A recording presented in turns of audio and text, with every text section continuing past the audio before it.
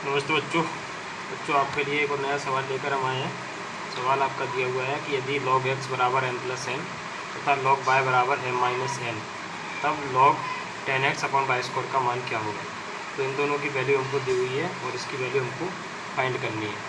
चलिए तो हम इसको फाइंड करते हैं, लेकिन इससे पहले आपको कुछ चीज़ें यहाँ पर याद रखनी है कि अगर कोई भी आपका जो टर्म है वो log m अपॉन एन के फॉर्म में दिया हुआ है, यानी कि log m बटे एन के फॉर्म में दिया हुआ है, तो आप उसको log m minus log n भी लिख सकते हैं। इसी प्रकार अगर कोई आपका जो टर्म है वो log m की पावर n के रूप में दिया हुआ है, तो आप इसको n आगे आ जाएगा और log के बाद m आ जाएगा, n log m भी इसको लिख सकते हैं।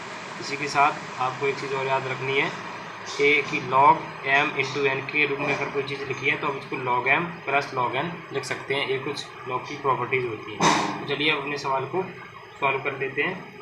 वीडियो की स्पीड थोड़ी तेज़ रहेगी क्योंकि आपकी जो परीक्षाएं हैं वो बहुत ज़्यादा नज़दीक आ चुकी हैं। ठीक है, तो हमको क्या इसका मान याद करना है, log 10x upon y square.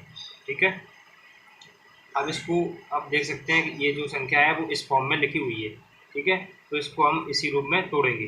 तो इसको हम लिख सकते हैं कि आपका log 10x माइनस के log वाई स्क्वायर। ठीक है, इसके बाद अब ये संख्या हमारी जो है इसको हम जैसे का जैसा भी लिख देते हैं, log 10x। ये हमारी संख्या है वो इस रूप में आ चुकी है, log m की पावर n के फॉर्म में आ चुकी है। तो आपको पता है कि जब यहाँ पर जो n है वो आगे आ जाता है, तो यहाँ पर पावर 2 की है तो ये 2 यहाँ पर आगे आ जाएगा और ये हो जाएगा 2 log y। अब यहाँ पर आप देख सकते हैं कि जो log 10x लिखा हुआ है ये 10 इंटू एक्स है, यानी कि ये log m इंटू एन की फॉर्म में आ चुका है, तो इसको भी हम उसी हिसाब से तोड़ देंगे। तो यहाँ पर हम यहाँ पर लिखेंगे log 10 प्लस log x, ठीक है, माइनस के 2 log y यहाँ पर आपका हो जाएगा। अब log 10 की जो वैल्यू होती है वो होती है आपकी 1। log 10 की वैल्यू जो होती है वो आपकी 1 होती है। ठीक है, तो यहाँ log 10 की जगह पे हम 1 रख देंगे।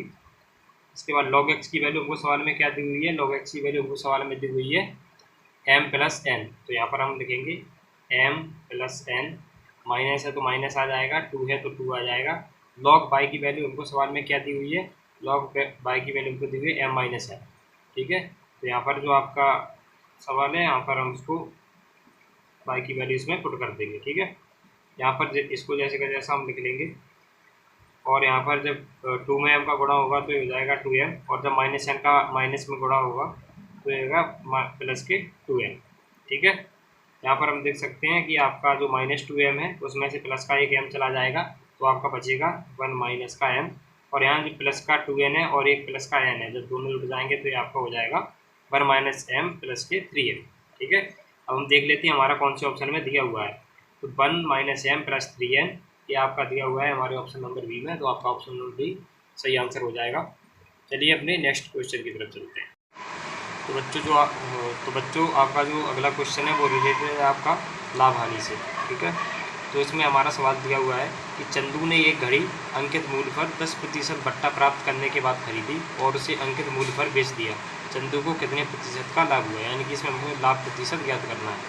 तो चलिए हम इसको सॉल्व करते हैं। देखिए, सबसे पहले हम मान लेते हैं कि जो अंकित मूल्य है, माना कि घड़ी का जो अंकित मूल्य है वो आपका कितना हो जाएगा, वो आपका हो जाएगा 100 रुपये। 100 रुपये हम इसको मान लेते हैं। ठीक है, तो 100 रुपये हमने इसका अंकित मूल्य मान लिया है। अब उसमें क्या कहा जा रहा है कि उसने अंकित मूल्य पर 10% बट्टे के साथ उसको खरीदी। तो अगर 100 रुपये पर 10% का बट्टा है, यानी कि 100 रुपये पर 10% की छूट है, तो 100 रुपये का 10% कितना होता है, हम जानते हैं कि वो आपका 10 हो जाएगा। ठीक है, तो आपका जो CP है यानी कि जो क्रय मूल्य है वो कितना हो जाएगा, 10 रुपये। ठीक है, अब बात करते हैं हम कि आगे सवाल में क्या बोला जा रहा है। तो उसमें बोला जा रहा है कि उसे अंकित मूल्य पर बेच दिया, मतलब उसने 10 रुपये की छूट पर खरीदा, तो आपका CP जो है वो 90 रुपये हो जाएगा, यानी कि 100 रुपये में 10 रुपये की छूट, तो उसने 90 रुपये में इसको खरीदा। इसके बाद उसने उसे अंकित मूल्य पर बेच दिया, यानी कि जो उसका सेलिंग प्राइस है, विक्रय मूल्य है, वो उसका 100 रुपये है, क्योंकि हमने अंकित मूल्य 100 रुपये माना है, तो उसका ये 100 रुपये हो जाएगा। ठीक है, जब आप 90 की चीज़ 100 रुपये में बेचते हैं तो आपको क्या होगा, प्रॉफिट होगा। ठीक है, यानी कि लाभ होगा। तो जब 100 रुपये की चीज़ आपने 90 रुपये में बेची तो क्योंकि लाभ का फॉर्मूला क्या होता है, लाभ विक्रय मूल्य माइनस क्रय मूल्य, तो विक्रय मूल्य अपना 100 है तो आपका क्रय मूल्य 90 है, तो इसमें से 100 में से 90 जाएगा तो यहाँ पर 10 बचा है, यानी कि आपको कितने का प्रॉफिट हुआ, 10 रुपये का। ठीक है, अब उन्होंने पूछा क्या है, उन्होंने सवाल में पूछा है कि लाभ प्रतिशत क्या है। लाभ तो हमारा ही आ गया, लेकिन जब लाभ प्रतिशत हम यहाँ पर लिखते हैं, हमारे लाभ प्रतिशत का सूत्र होता है लाभ बटे में क्रय मूल्य और इंटू में 100, क्योंकि हम परसेंटेज निकाल रहे हैं। तो लाभ हमें कितना हुआ है, 10 रुपये का, क्रय मूल्य हमारा कितना है, 90 रुपये, और इंटू में 100 हो जाएगा। इस जीरो से जीरो कैंसिल हो जाएगा, उसके बाद ये आपका ऊपर हो जाएगा, 10 का 10 में गुणा होगा तो 100 हो जाएगा, और 100 बटे में 9 हो जाएगा। जब आप इसको सॉल्व करते हो तो आप इसकी जो वैल्यू आती है वो आपकी आती है 11 सही 1/9%। ठीक है, तो हम देख लेते हैं हमारे किस ऑप्शन में दिया हुआ है। ये हमारा दिया हुआ है ऑप्शन नंबर सी में, तो हमारा ऑप्शन नंबर सी एकदम सही आंसर हो जाएगा। चलिए अपने दूसरे सवाल की तरफ चलते हैं। तो बच्चों आइए आपका अगला सवाल सॉल्व करते हैं। आपका अगला सवाल दिया हुआ है, यदि किसी त्रिभुज ABC की माध्यिकाएं क्रमशः AD, BE एवं CF हैं तथा BE बराबर है CF, तब निम्न में से कौन सा सत्य है। देखिए सबसे पहले बात करते हैं कि आखिर माध्यिका होती क्या है। देखिए त्रिभुज के किसी एक शीर्ष को उसके सम्मुख भुजा के मध्य बिंदु से मिलाने वाली रेखाखंड आपका क्या कहलाती है, माध्यिका कहलाती है। यानी कि त्रिभुज के किसी एक शीर्ष को उसकी सम्मुख भुजा यानी कि सामने वाली भुजा के मध्य बिंदु से मिलाने वाली रेखा जो है, रेखाखंड जो है वो आपकी माध्यिका कहलाती है। जैसे त्रिभुज का एक शीर्ष ए है, ये इस शीर्ष को इसके सम्मुख यानी सामने वाली भुजा क्या है हमारी BC के मध्य बिंदु यानी कि जो मध्य बिंदु है, बीच का जो बिंदु है उसको मिलाने वाली रेखा अभी क्या कहलाती है, माध्यिका। यानी कि AD एक माध्यिका है, इसी प्रकार से BE एक माध्यिका है और CF एक माध्यिका है। ठीक है, अब माध्यिकाओं के कुछ गुणधर्म होते हैं, जैसे कि एक माध्यिका किसी भी त्रिभुज को समद्विभाजित करती है। ठीक है, मतलब यानी कि अगर हमने AD को इस पर डाला हुआ है तो त्रिभुज ABD और त्रिभुज ADC उतना ही होगा जितना कि त्रिभुज ABD बराबर होगा त्रिभुज ADC के। ठीक है, ऐसे ही अगर मान लीजिए AF इतना, अगर मान लीजिए AF 6 सेंटीमीटर है तो BF भी आपका 6 सेंटीमीटर होगा। अगर CF यहाँ पर हम O मान लेते हैं, अगर CO 5 सेंटीमीटर है तो आपका OF भी 5 सेंटीमीटर होगा, यानी कि ये भी यहाँ पर बराबर होते हैं। तो अब हमको क्या पूछा गया है कि तब में से कौन सा सत्य है। देखिए सबसे पहले हम बात करते हैं कि यहाँ पर हमारा जो AB है ये भी है और जो AC है, क्योंकि त्रिभुज ABD बराबर है त्रिभुज ADC के, तो हम कह सकते हैं कि हमारा जो AB है वो बराबर होगा हमारे AC के। ठीक है, तो हमारा जो आंसर है वो हमारा क्या हो जाएगा, AB बराबर AC। चलिए अपने नेक्स्ट सवाल की तरफ चलते हैं। तो बच्चों आपका जो नेक्स्ट सवाल है वो आपका है, किसी समांतर चतुर्भुज का एक कोण सबसे छोटे कोण के दुगने से 24 डिग्री कम है, तो समांतर चतुर्भुज का सबसे बड़ा कोण क्या होगा। यानी कि हमको सबसे बड़े कोण की वैल्यू को फाइंड करना है। ठीक है, तो यहाँ पर हम देख देते हैं कि हमारा मान लीजिए कि ABCD एक चतुर्भुज है। ठीक है, एक समचतुर्भुज है, और समचतुर्भुज की एक खासियत होती है कि इसके जो सम्मुख कोण होते हैं यानी कि आमने सामने के जो कोण होते हैं वो बराबर होते हैं। जैसे कि आप यहाँ पर देख पा रहे होंगे कि अगर हमारा एक कोण A बाय है तो हमारा कोण C भी बाय होगा। अगर हमारा कोण B X है तो हमारा कोण D जो है वो भी X होगा। ठीक है, तो इस प्रकार हम कह सकते हैं कि कोण ADC बराबर होगा कोण ABC के, और इन दोनों का जो मान है वो हमको क्या दिया हुआ है, X, यहाँ पर X दिया हुआ है। कोण ADC और कोण ABC का जो मान है वो हमको X दिया हुआ है। ठीक है, तो हमारा एक तो ये हो जाएगा। दूसरा हम कह सकते हैं कि हमारा जो कोण DAB है, कोण DAB बराबर होगा कोण DCB के, और इसकी वैल्यू हमको क्या दी हुई है, बाय दी हुई है। ठीक है, अब हमसे सवाल में क्या बोला गया है कि चतुर्भुज का कोई एक कोण है जो सबसे छोटे कोण के दुगने से 24 डिग्री कम है। ठीक है, तो मान लीजिए कि हमारा वो जो छोटा वाला कोण है वो X है।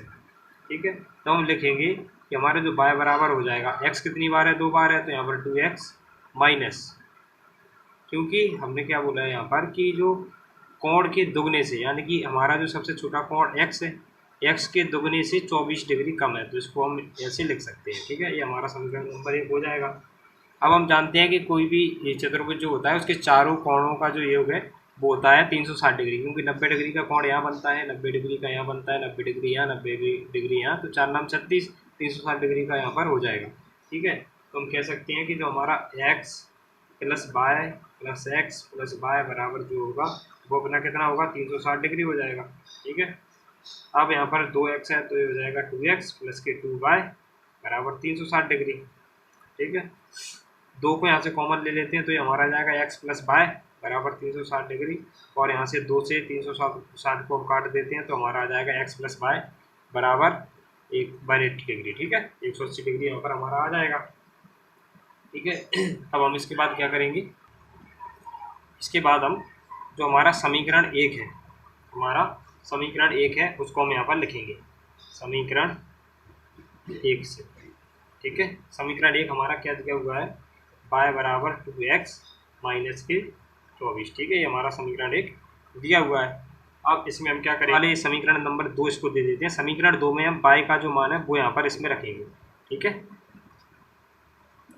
तो हम यहाँ पर लिख लेते हैं हमारा जो समीकरण दिया हुआ है, समीकरण 1 हमारा क्या है, y बराबर 2x माइनस के 24। ठीक है, और हमारा जो समीकरण 2 दिया हुआ है वो हमारा क्या दिया हुआ है, समीकरण 2 वो दिया हुआ है हमारा x प्लस वाई बराबर के 180 डिग्री। ठीक है, अब यहाँ पर हम y का जो मान है वो रख लेते हैं। y का मान हमारा दिया हुआ है 2x माइनस के 24 और यहाँ पर 180।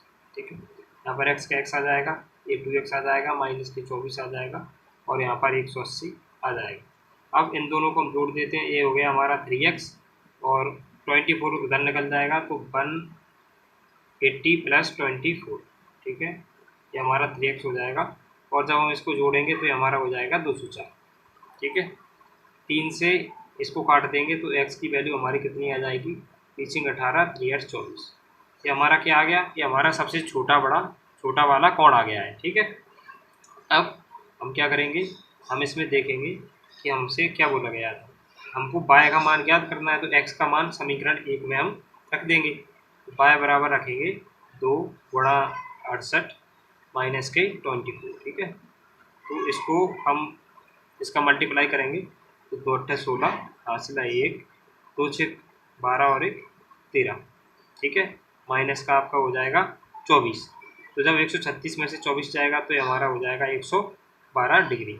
ठीक है, देख लेते हैं हमारा कौन सा ऑप्शन है जो 112 डिग्री है। हमारा ऑप्शन नंबर सी सही आंसर हो जाएगा। तो चलिए दूसरे सवाल की तरफ चलते हैं। तो हमारा जो अगला सवाल है वो दिया हुआ है कि रैखिक समीकरण 2x माइनस वाई बराबर 4 का ग्राफ अक्ष को किस बिंदु पर प्रतिच्छेद करता है। ठीक है, अब हम इस सवाल को सॉल्व करते हैं। तो सबसे पहले हम इसमें जो हमको समीकरण दिया हुआ है वो हम यहाँ पर लिख लेते हैं 2x माइनस 4y बराबर 4। ठीक है, यहाँ से हम x की वैल्यू निकालेंगे तो 2x y का पक्षांतर कर देंगे तो उधर जाकर प्लस का हो जाएगा तो 4 प्लस y हो जाएगा। यहाँ से हम x की वैल्यू निकालेंगे तो ये 4 प्लस y आ जाएगा और 2 हमारा नीचे पहुँच जाएगा। ठीक है, अब समीकरण जो 1 है इसमें हम x के मान रखेंगे और y का मान देखेंगे। अगर मान लीजिए हमारा y का मान 0 हो तो हमारा x का मान क्या आएगा, अगर हम यहाँ 0 रखेंगे तो ये 4 आ जाएगा, 2 से 4 को काटेंगे तो 2 आ जाएगा। उसी प्रकार अगर हमारा जो है x बराबर 0 हो, अगर हमारा x बराबर 0 हो तो हमारा y का मान क्या आ जाएगा, हम यहाँ पर 0 रख देते हैं तो ये हमारा आ जाएगा माइनस के 4। ठीक है, अब इसमें ग्राफ में हम देख लेते हैं, क्योंकि ये हमारा प्लस y होता है, ये हमारा माइनस y होता है, ये हमारा प्लस x होता है, ये हमारा माइनस x होता है। अब यहाँ पर क्या दिया हुआ है कि देखिए सबसे पहले x, अगर हमारा जो दिया हुआ है क्वेश्चन में, इसमें हमसे पूछा गया है कि जो ग्राफ है वो x अक्ष को किस बिंदु पर प्रतिच्छेद करता है। ठीक है, तो देखिए जब हमारा जो y बराबर 0 है तो हमारा x बराबर 2 है, तो यहाँ पर हम कह सकते हैं कि हमारा जो 2 यहाँ पर दिया हुआ है वो y बराबर 0 है, तो हमारा जो x को प्रतिच्छेद करेगा वो हमारा करेगा 2,0 पर। तो ये हमारा ऑप्शन नंबर 1 इसका सही उत्तर हो जाएगा। चलिए दूसरे सवाल की तरफ चलते हैं। तो आपका अगला सवाल जो है वो दिया हुआ है, यदि बहुपद ax² plus bx plus c के शून्यकों का योग और शून्यकों का गुणनफल बराबर है तो b प्लस c का मान क्या होगा। देखिए सबसे पहले हम बात करते हैं कि शून्यकों का योग क्या होता है और शून्यकों का गुणनफल क्या होता है। तो देखिए जैसा कि आप जानते हैं कि अगर मान लीजिए किसी बहुपद के शून्यक अल्फ़ा और बीटा है, अल्फ़ा और बीटा है, तो जो अल्फ़ा प्लस बीटा होगा यानी कि जो शून्यकों का योग होगा वो आपका होता है माइनस की बी बटे ए, ठीक है। और आपका अल्फ़ा इंटू बीटा यानी कि अल्फ़ा इंटू बीटा यानी कि जो गुणनफल है वो आपका होता है सी बटे ए। और सवाल में हमसे क्या कहा गया है, सवाल में हमसे कहा गया है कि शून्यकों का योग बराबर है शून्यकों के गुणनफल के। तो हम इन दोनों को एक दूसरे के बराबर में रख देते हैं। तो यहाँ पर हम रखेंगे माइनस बी बटे ए बराबर होगा सी बटे ए। यहाँ पर ए से ए आपका कैंसिल आउट हो जाएगा तो आपका बच जाएगा माइनस बी बराबर के सी, ठीक है। अब हम यहाँ पर बी को उस साइड भेजेंगे तो यहाँ पर एक आ जाएगा, जीरो आ जाएगा, और यहाँ पर सी प्लस के बी यानी कि बी प्लस के आपका जो बी प्लस का सी है वो आपका हो जाएगा, और बराबर में क्या आ जाएगा, जीरो। हमसे क्या पूछा था, हमसे पूछा था बी प्लस सी का मान क्या होगा, ठीक है। तो आपका जो बी प्लस सी का मान क्या आ गया, जीरो आ गया। तो हमारा ऑप्शन नंबर सी इसका सही आंसर हो जाएगा। चलिए अपने नए सवाल की ओर चलते हैं।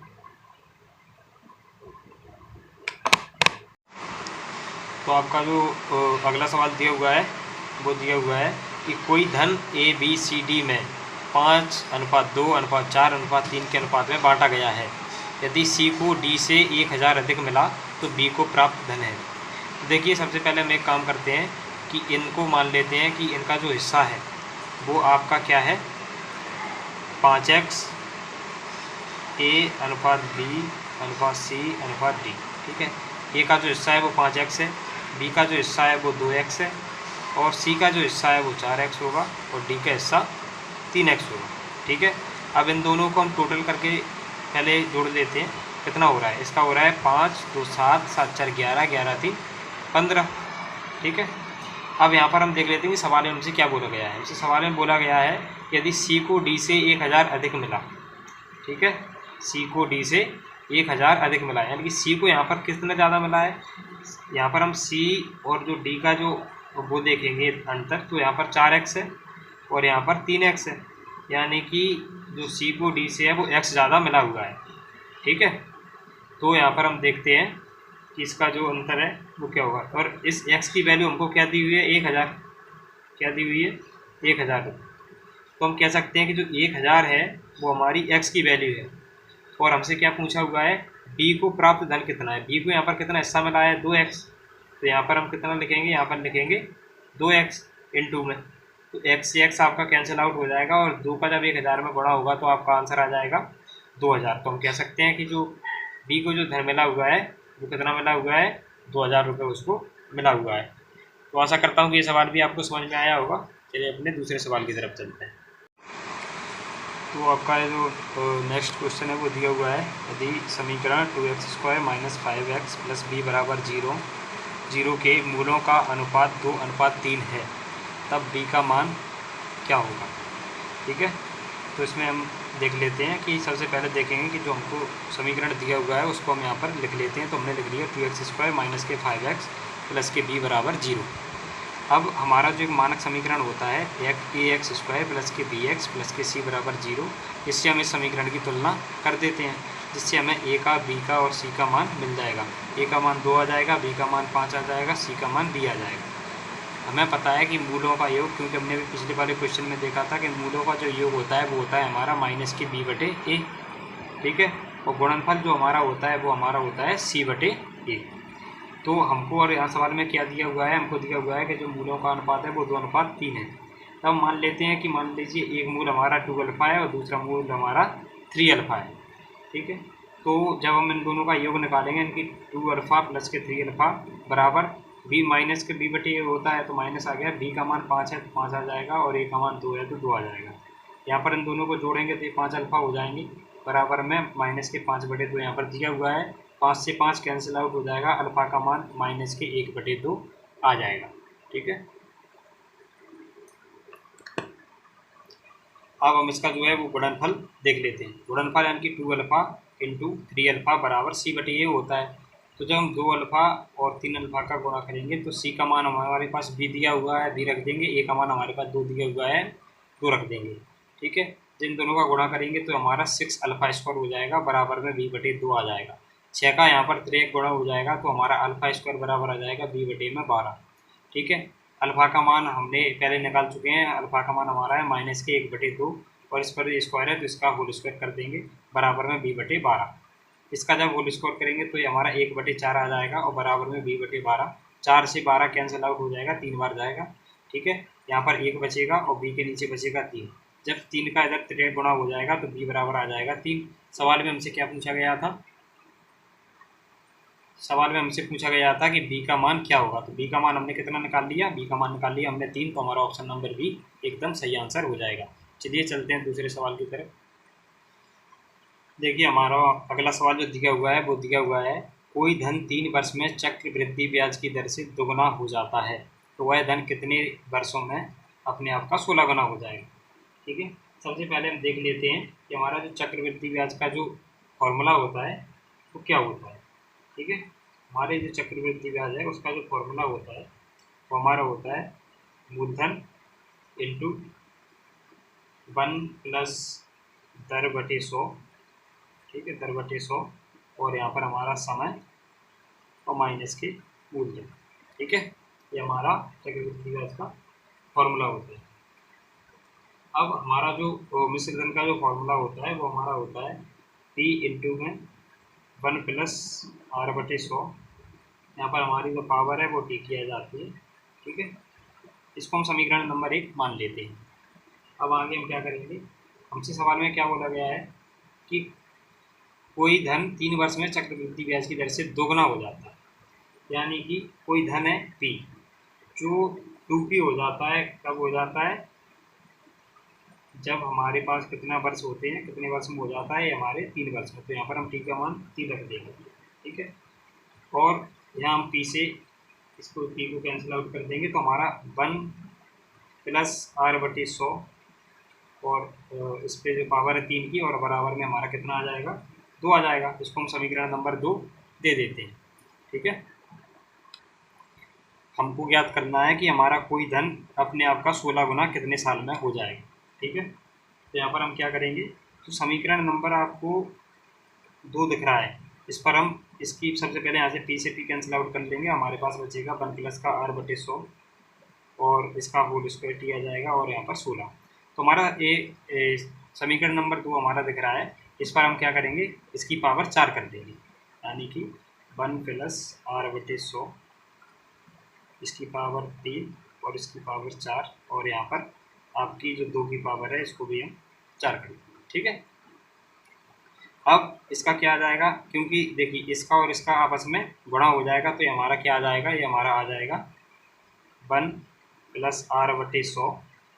ठीक है, और हमारा 4 और 3 12 हो जाएगा और बराबर में हमारा क्या आ जाएगा, 16 आ जाएगा। ये हमारा समीकरण नंबर 3 हो जाता है।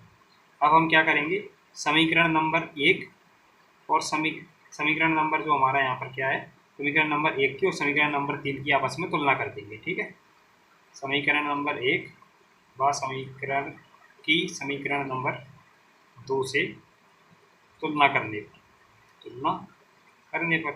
ठीक है, जब हम इससे तुलना करते हैं इसकी तो हमारा आ जाएगा 1 प्लस के r/100, यहाँ पर T बराबर 1 प्लस r/100।